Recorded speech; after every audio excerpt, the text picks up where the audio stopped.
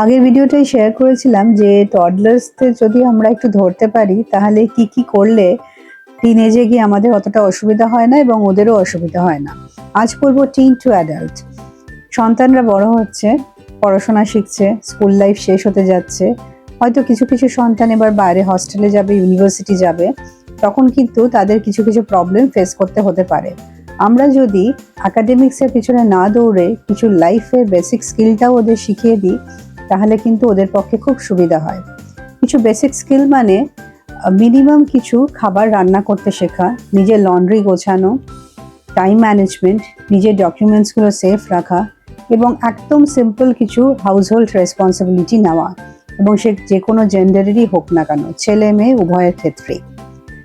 Money management, টাকা শব্দটা actually কি?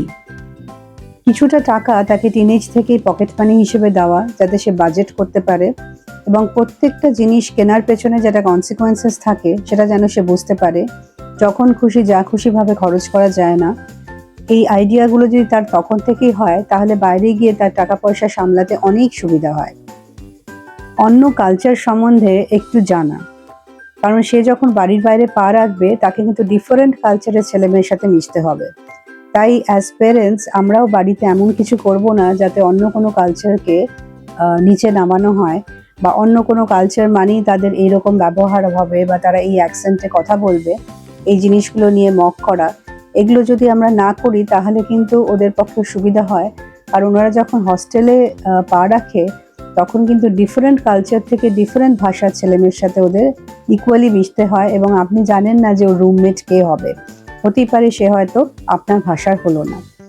টাইম ম্যানেজমেন্ট, ঠিক মতো অ্যাসাইনমেন্ট জমা দেওয়া, টাইমে স্কুলে যাওয়া প্রথম থেকেই যদি আমরা স্টার্ট করি তাহলে কিন্তু সে টাইমের মর্যাদা বুঝবে এবং তাকে গিয়ে হস্টেল লাইফে ভীষণভাবে প্রবলেম ফেস করতে হবে না।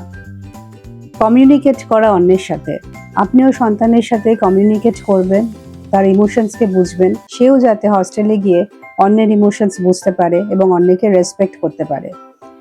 কন্টিনিউয়াসলি তার সাথে একটা কনভারসেশন রাখা, তার সাথে কথা বলা, যে যাই হোক না কেন সে যাতে শেয়ার করে আপনার সাথে, এবং সেটা কিন্তু টিনেজ থেকেই ধরতে হবে। বাচ্চাকে তো একাডেমিক্স আমরা নিশ্চয়ই দেবো, কিন্তু একাডেমিক্সের থেকেও তাকে বেশি করে দেবো হচ্ছে character, values, life skill, courage এবং কনফিডেন্স।